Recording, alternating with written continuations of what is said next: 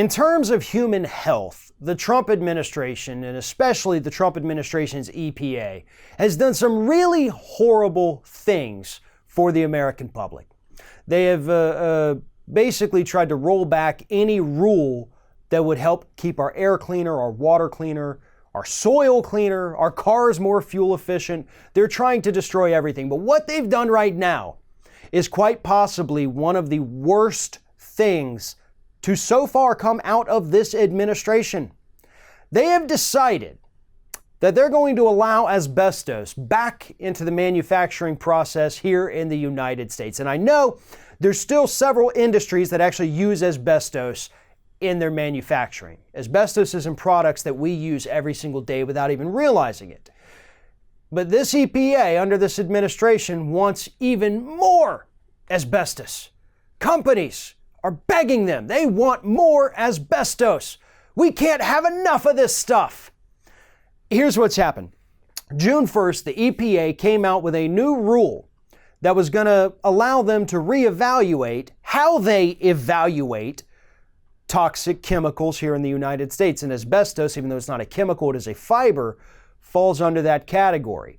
And so they're not necessarily going to take a look at the risks that any of these chemicals pose anymore if they're in the air, in the soil, or in the water. Those are out the window. And asbestos is something, the fibers that you inhale, meaning it no longer has to pass the test that it's not harmful if it's in the air, because they're not going to test for that anymore, which will allow for more asbestos to come into the United States here. There are 60 countries across the planet that have banned the use of asbestos. Banned it. You cannot bring asbestos into those countries, 60 of them. But here in the United States, we haven't banned it. Like I mentioned before, there are products that we use every single day that have asbestos in them. One of the biggest consumers of asbestos here in the United States is actually the automobile industry.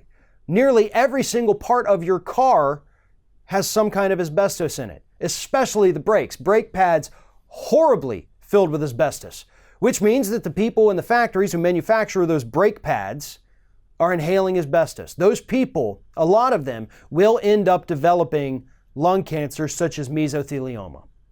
And now that the EPA doesn't want to look at if these things are toxic if you breathe them in, and if they don't test for that, then you get a free pass on that, we're going to have more asbestos in this country, and we're going to have more people dying of incurable lung cancers from an inhalation.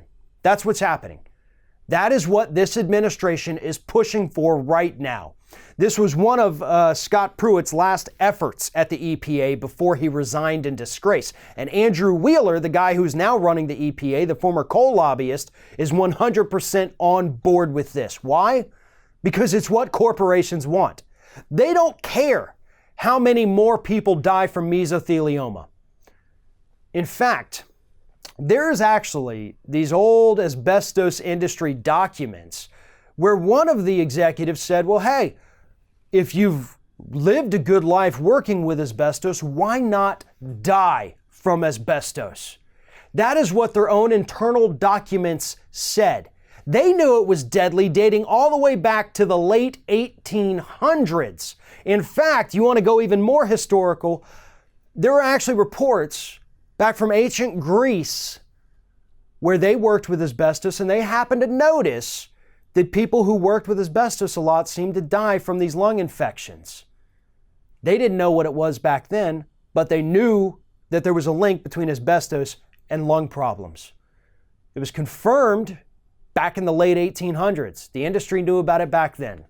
And so here we are, the year 2018. And rather than banning this substance, like all the other intelligent countries across the planet, we're actually trying to bring more of it into this country.